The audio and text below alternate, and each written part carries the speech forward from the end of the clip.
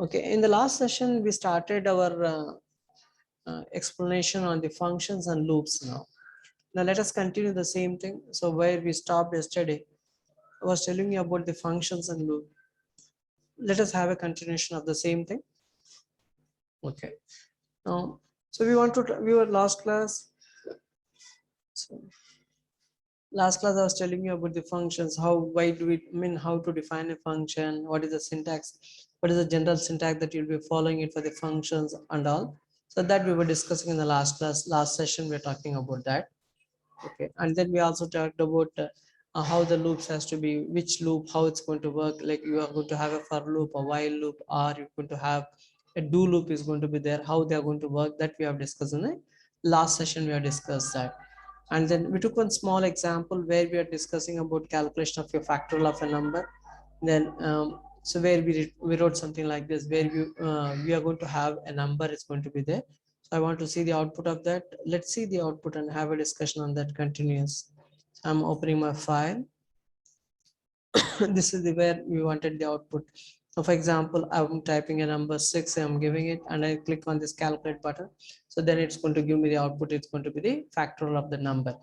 Now, okay, then what I want to do is, let's say we want to have a small addition I want to have in my UI interface screen there. So in my user interface, I want to have something like, so one is calculate factorial, and one more button I want to have next to it, that one. So where that button will help me to check the given number is a prime or not. Now when I click on this factorial button, it should tell me it should calculate the factorial of the number. And when I click on this check prime button, then it should check me that the number is a prime or not. I want to check. So for that, what I do is I'll make small change. I'll make to my UI design. So that is, I'll add a button now. So where the button I'll give on click, I'll be calling it as a check prime. The function name I'll be calling it as a check prime. Check prime is a function. So then I want to call it. For the button message also, I'll give the same thing. I'll say check prime, I'm giving it. I'll just save this.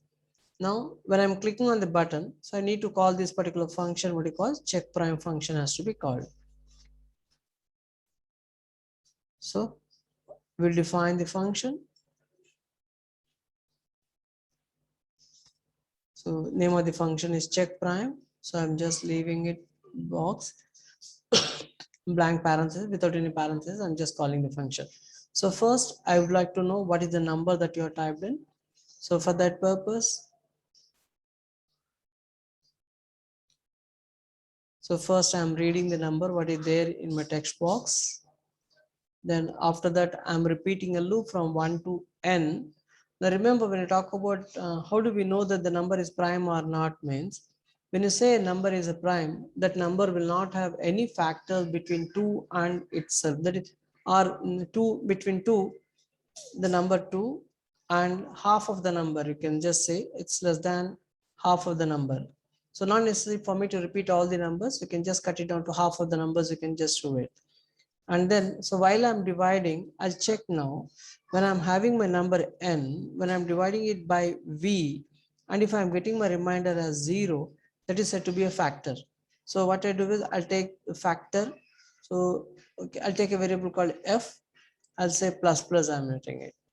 Now, before I enter into the lab, I'll make the f value is equal to 0. That means what will happen is, now I'm checking now, is that number, that v is a factor or not. Okay, is a factor or not, I'm checking. So if it is a factor, I'm incrementing the value of f as plus plus. That means if anywhere in the loop the number has been divided, it means it's not a factor for me. So what I do is, if the value of f is going to be greater than 0, then the given number is not a prime. So I'll give a message now. So the number is not a prime. Okay, so I want to tell the number is not a prime there. So how I do it? So I'll just say, so the same, I'll say number is not a prime. So result I want to display the number. So which number it is? So the number is my variable n there. It's available for me in my n. Then I'll just say is not prime, I'll say. So no need for us to add the result there. Okay, already we have added it. I'll just duplicate the code there. I'm writing else, then I'm writing document.result is a prime. So if the value of f is going to be 0, that is before you enter in the loop, I'm taking the number of count is going to be 0. Each and every iteration I'm checking out where the value is going to be dividing or not. If I found that it is dividing it, I'll take plus there. That means if you found any factor, okay, then so I'm just saying it's not a prime. So otherwise I'll say it's a prime. Now one more thing is now once you find that one number is getting divided, it's not necessary for me to repeat for all the numbers. Okay, so I want to stop my loop there. To stop the loop, I'm calling the break statement. So when I call the break, it's going to terminate the loop for us, right? Let's see, save it. Now let's go to the code. Okay, I'm going to, sorry, UI screen, refresh.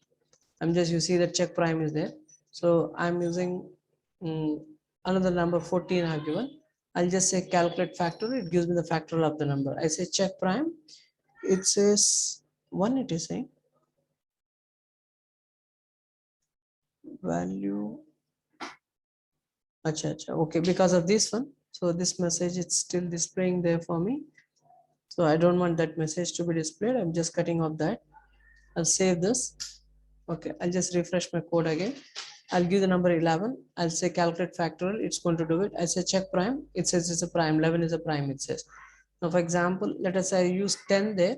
And if I check prime, it says 10 is not a prime. It shows for me. And when I click on this calculate factorial, it's going to give me the factorial of that number. Right? Okay. Any number I can check it. Basically, I'll say 5. Then is a prime. So 6 if I take and it's a check prime, it says not a prime, right? So this is how, okay, you can have two buttons can be defined, and for each button you can call one function can be called in, so that so you can have the different coding. I mean, sorry, for one button we can have one set of code. For another button we can have one more set of code can be there for us, like that. Like for example, let us say I want to show something like this. I want to show a set of set of odd numbers. I want to show it, and I want to show the set of even numbers. So two different buttons I will take. So instead of writing something like factorial here, so I'll give the message as odd numbers. Okay. So then I'll say this one as even numbers.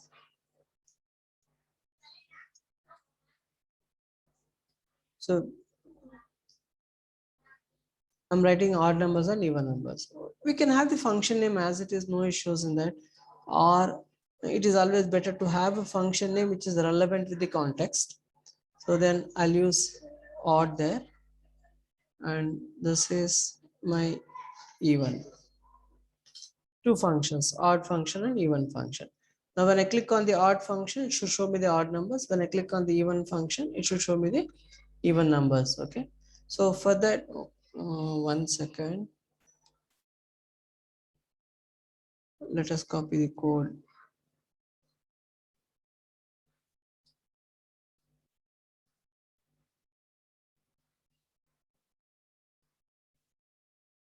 So I'm writing 29 there, functions. Okay, I'll just let me use the same functions. Right. The code I've just copied there so that we can have the verification can be done later. Okay. So I just want these functions to be removed. We will rewrite the code there.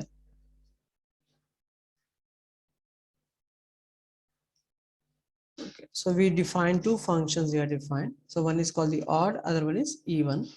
Odd function. Okay, open the parenthesis, close the parenthesis, flow braces. Now here I want to write the code now. So what is that I want to write? I want to print the, okay, let us say you want to have the odd numbers to be printed from 1 to n, you want to have it. From starting with 1 to n, you want to have the odd numbers. So for that one, so what I'm doing, so first I will read the number, what the number that you have entered. So that I will store into the variable called n there. So n is equal to document object dot get element by id of, so I given it as what, NUM I have given. So that ID I'll give it as NUM dot value I am giving it. We know that when I'm using dot value, so it's going to return in the form of string. So to have the value converted to the string, sorry, to number, I'm going to call the parseInt method, I'm going to call it. And then I'm going to do the conversion for the number there. Now, when I click on the odd, I want to print only the odd numbers has to be printed. So you can say some loop you can start there where V is equal to 1 to V less than R equal to the number n semicolon v plus is equal to 2. I'm right. Okay, right. Let me write v plus plus. I'm writing it now. So we know that the odd numbers are going to be divisible by 2. When I'm going to divide a number by 2, okay, I'm having my number. This I'm dividing it by 2, and I get the remainder as 1. So that is my odd number, right? So I want the odd number to be printed. So what I do is I'll take a variable called OP. I will take, okay, it's some variable name like result. So initially I'll put the blank value into it. Then whatever the result I got it, I'll just copy down the result there. I'm using concatenation there. Then using a space in between one value and another value. Then, okay, or you can have a break statement can be called in so that it's going to add a new line for me. And then add the data of your V value there. Then, so once we got this result completely copied to the variable called res, now I can display the output into this paragraph. So I want the output to be displayed into my paragraph. Then, so what I'm doing, I'll use the document object dot get element by ID of. So paragraph tag I have given the ID as OP there. Dot inner HTML I'll use is equal to my res variable value I'm giving it. So understood what I did there? So, okay, for output, I don't want to have something called result there. I'm just removing the result part there. I'll just save this. Let's refresh the page. So I'm giving 10 and I say this one. So even numbers, odd numbers will be printed for me, right? Now, when I click on this one, it should print me the even numbers. Now, how we do it? So again, I'll write the same code. I'll be copying it again. So I'll be copying the same code. Now, so this function name is even. Okay. Then in this one, so even is what, when you're dividing a number by 2 and you get the remainder 0, that is said to be an even for me, right? Okay. So I'll refresh my page. Now let us say some number 13. Odd numbers I click, it shows me the odd numbers. I'll click on the even. Now you see even numbers are going to be shown for me. Understood? So odd numbers is this, even numbers is this one. So what button you are clicking, based on that, the output is going to be showing for me either the odd numbers or even numbers, like this. Now, if you want in the output, you want to show that, okay, that is my output is even numbers or something like that. Then in the result itself, what you can do, you can write it is even numbers. So for this one, I'm writing this odd numbers. I'm writing. Save it. Now I'll refresh my page. Now output here. So let us say 13 you are giving. I'll click on the even numbers. Sorry, odd numbers. You get this odd numbers 1, 2, 3, 4. Even numbers. I click there. It shows me the message even number and it gives me the numbers. You understood there what I'm doing it? So this is one simple method of doing things. Now there is also another method. So what we can do is I'll just copy this code. This is one simple method. What you can do things there. So there is also another method. Like see, instead of defining two different functions, I can do it in one function itself. I can do it. So how it is? So what I'm doing, I'll just calling a general function. I'll call instead of having odd even, I'll say show numbers. All right. Okay, I'll take a function called show numbers. It's a good practice to have the function name is multiple words So you have a capital T in between, indicating it's a multiple words. In the next word it is show numbers. Now for this, I'll pass some argument. So what is that argument? So I'll just give the argument name as P. I'm giving it's a parameter. Now I'll check what is that value it is going to be for me. Now, but remember when I'm calling my function, so if the value is going to be 1 for me, it's going to be odd numbers. Understood now what I mean here? When I'm calling my functions here, on click odd of one, the function name is show numbers. Okay. For even numbers also, I'll be calling the same function called show numbers. But for even numbers, I'll give it as 0 here. I'm passing the argument as 0 there, right? So here now what I'm doing, so P value is equal to 1, you print this one. Okay, you take it as result is even. Else result is equal to even number. Then now if it is equal to P, I will be writing it. Understand? Now I don't want to have one more function by name called even. I'll just remove this function part. Let's save this. Now I'll ask it to refresh my page. Then now I'll give it as some number 15. I'll just click on the odd numbers. Now you see that the odd numbers we are getting. I'll click on the even numbers and I'll get the even numbers. So now what we did is we used something called the parameters here for customizing the function. So I'm using only one function, I'm using it. But based upon the value that I'm going to give to my function, I'm going to change the result is going to be changing for me there. Okay. Yeah. Any questions over here?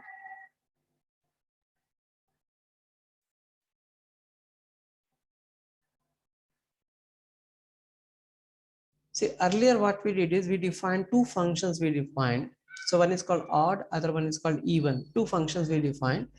And then when I'm clicking on the button called the odd numbers button, there we call the odd function. And when I'm clicking the even numbers function, we call the even function. Now, instead of defining two different functions and calling them separately, what we did is we have made a small change we did. We are using a common function called show numbers, and for which I'm passing the data there. That is, I'm passing some parameters for that. So what are the parameters I'm giving? The value is 1 and 0. So I'm using parameter 1 for the odd number. I'm using the parameter 0 for the even number. Now the same thing I'm doing, checking it here. Now I'm checking what is the value of the variable called P there. Is it 1? Yes. If it is 1, you get the result as odd number. Otherwise, I'm giving the result as even number. I'm just writing an iterated loop. I'm writing it over here. So where in the loop, I'm checking now what is the value of this. V percentage P is double equal to P. Now there what we did for the odd numbers, we are given it as 1. For even numbers, we are given it as 0.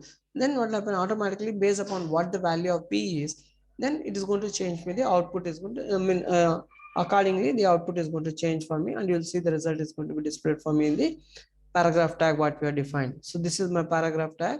So where my output is going to be displayed for me, right?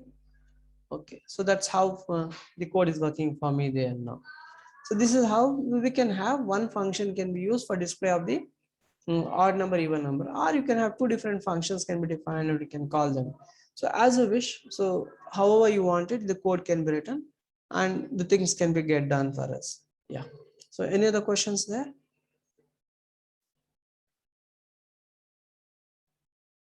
Any questions?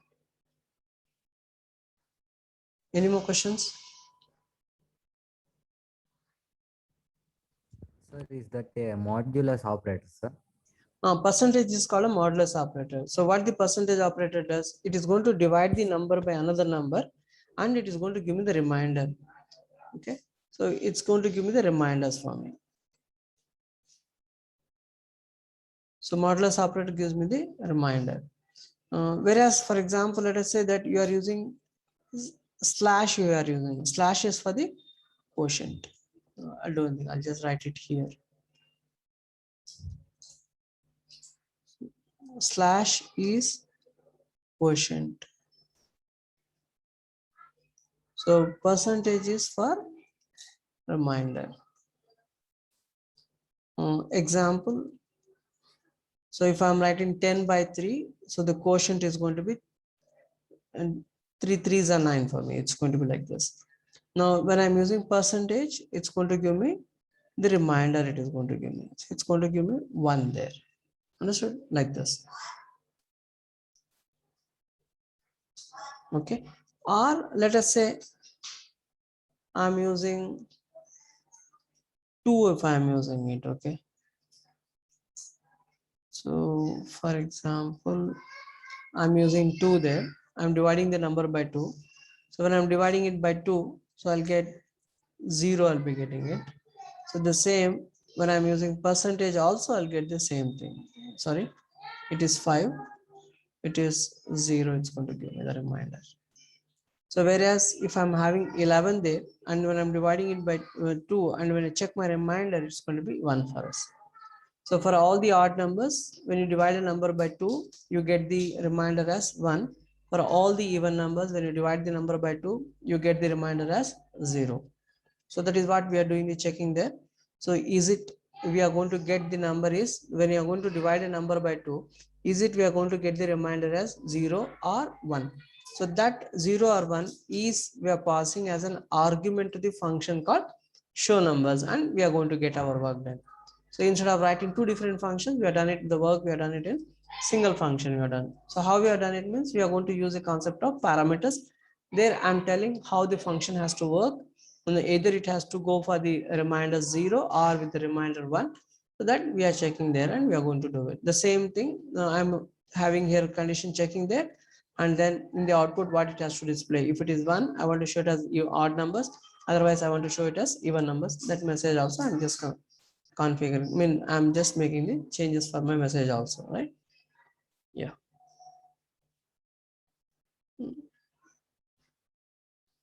So did anybody try that radio buttons? This again also what we can do. The program, see, the programs can be written different styles. We can have it. So for example, here I don't want to have 2 buttons. I don't want to have. So I want to do it with the help of only 1 button. I want to have it. Yes, that also can be done. That means, so I want to have only 1 button should be there. So that means what I want to do. Okay, and so you call the show numbers. Number you call it. So button is going to be 1 for me. Able to understand? There are multiple ways of doing things. The user interface can be designed in multiple ways. One interface is you have 2 buttons. You click on one button, it was slightly different. You click on another button, it has slightly numbers, slightly different. Now, okay, you can say now some out message can be given. So now let us say that generate output or show the numbers or print the numbers, whatever you want to give it, you can give the message there. Now only one button I'm using it. So when I go to my output, you see that. So I'll refresh, you'll see only one generate output is going to be. Now what output it has to generate for me? So there is no definition for me. So for that, what I do is I'll use a radio button, right? I want to use a radio button now. So what is that? I want to have the output now. So I want to have the radio button has to be defined. So how to define the radio button? I'll be using input type, it's equal to radio, and then I'll say name. Sorry, I'll use the ID only. I'll not use the name there. Anyhow, we are not going to use the name there. So I'm just cutting down the name stuff there. I'll just only use ID. So now let us say that ID, I'll take it as odd there. And then I'll just write next to it, it's an odd numbers. Right. Okay, fine. So I want to have a space to be given, NBSP I'll call. So it's going to add me the non-breaking space is going to be added there. So I want to have multiple spaces over there. So then next to that, I want to have one more radio button has to be displayed for me. So whose ID is going to be even for me, right? So for both we are given the ID there. So odd and even we are given. Now remember, when I give the different ID there, odd or even, so then what happens is when you look into the output, oh sorry, 1 minute. Now I'll make this one as even, I'll make. Now I'm using two different IDs there. So what is going to happen, you observe it. So when I'm clicking on this, this is selected. This also I'm clicking, both are getting selected for me. So this is also getting selected and this radio button is also getting selected. No, I don't want that one to happen. I want only one button should be selected. Then, so what you can do is you can have the name for both, it is same. I'll take the radio number, I'll take R num, I'll take. For both, I'm going to define the same name, I'm defining it. And now you'll just say refresh. Now you see that ID I'm selecting now. What is that one? R num ID. I'll use the name property there. Name is equal to input type is equal to. So R num. And then for this also I'll define the name is equal to R num.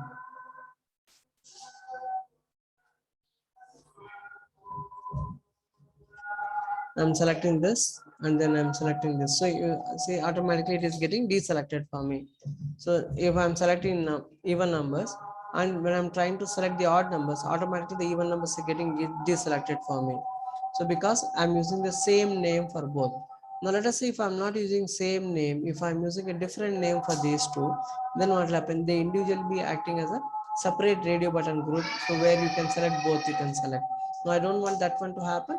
So what I'm doing is I'm using now the name using it both for both. I'm using the same name there.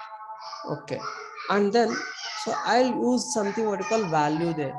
So when I'm selecting this one, so odd numbers if I'm selecting, it's going to give me the value as O there. And then if I'm selecting even numbers, if I'm selecting, I want to give the value as E there. Understood? So what is the value is going to be? It's going to be either O or E, it's going to get for me. Now here, so what I'm doing now in my code is, I'll do one thing, I'll just copy down this code.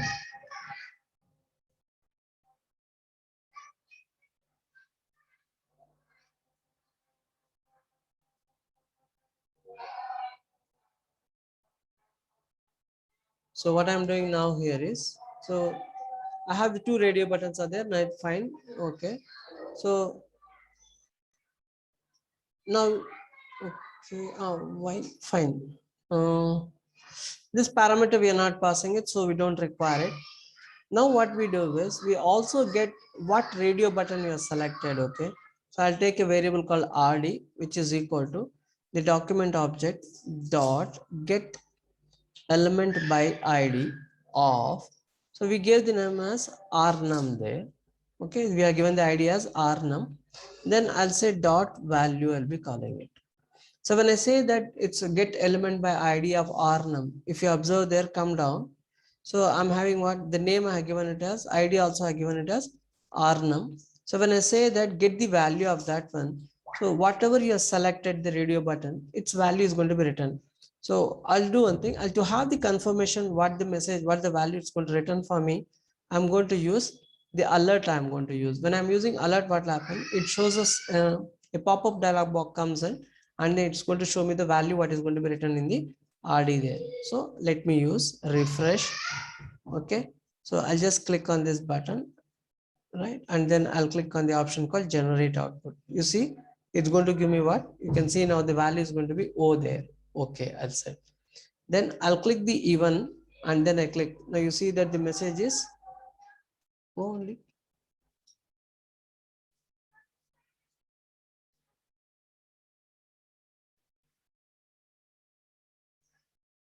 Why get element by ID or num get element by ID.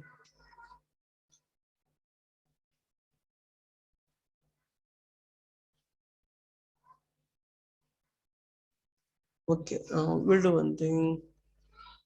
So we'll use by tag name, I'll use, okay. Get elements by tag name and I'm using it. It's going to give me slightly different.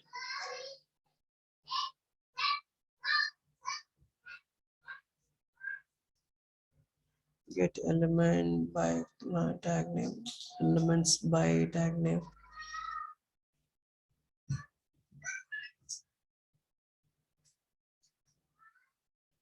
Mm, okay, okay. I'll just use. Fine. So I'm just taking it as an array there. No, it's not working for me. What is wrong there? What we have done? Get elements by ID. Get element by ID. Then okay. So we supposed to give it's an R num there. Oh, sorry.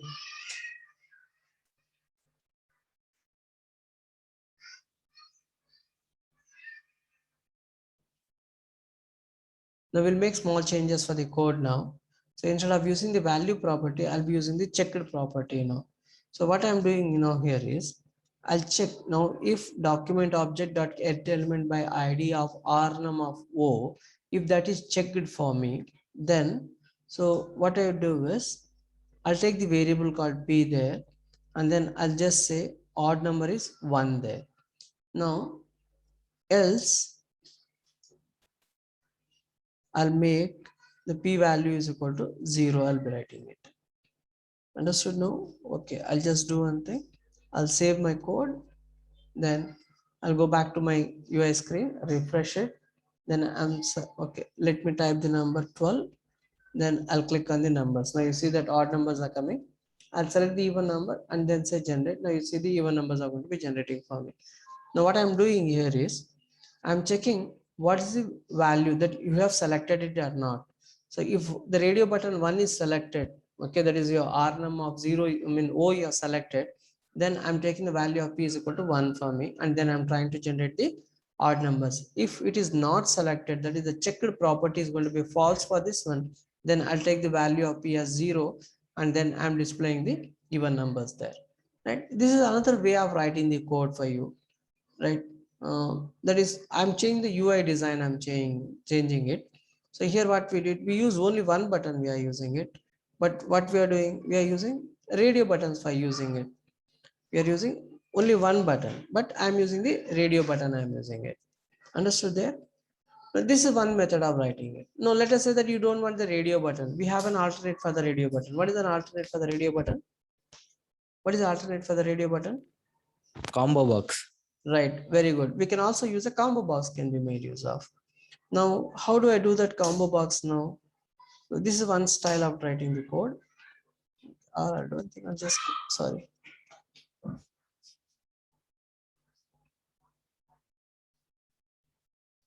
Okay, so alternate we have for the radio buttons is combo box. So what I'm doing, so instead of using a radio button, I want to have a combo box to be designed. So how do I design the combo box? For defining a combo box, we'll use the option called select, and then ID is equal to, I say rnum. So I define the variable as rnum there. Then we know that when you talk about the radio buttons, when you talk about the combo box, we want to have the option there. Option value is equal to O I'm giving. Then what is the output you want to show? I want to show it as odd number. Then I want to have the even number to be displayed. So that is when you select the even, the value should return for me E there, right? Understood? No? So what I'm doing is I'm adding the value is equal to O or value is equal to E. If I'm selecting the odd number, it should give me E, O there. If I'm selecting even number, it should return me value O, E there, right? Like that. Now, what I'm doing now here, so the name we are given it as rnum there, ID is equal to rnum. Now, I'll get the value there.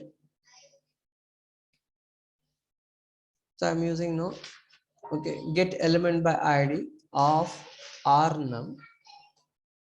Now you call the dot value is double equal to, so if it is what, O it is odd number for me, right? I'm checking now that, right? I've just save it, just come back to my code, then refresh. Now you see that the odd number, so even number I'm selecting, so 23 I'm giving. Now you see that even numbers are getting generated. I'll select the odd and then I'll click on the generate. Now you see that the odd numbers are going to be generating. So what I'm doing is in my code, so I've taken a combo box, right? Combo box, I'm defining it. So so what you give the odd, right? That is message it's going to display here. So when I'm selecting this, and then when I click on the button, so when I click on the button, what will happen? It is going to internally call the button. No function is going to be called. That show numbers button is going to be, function is going to be called. In that function, so I'm just retrieving the value, what is that you have typed in my number, that is in my first variable, what you call the first input box. And then I'm trying to get the value of the rnum. So where rnum is the name that I have given it for my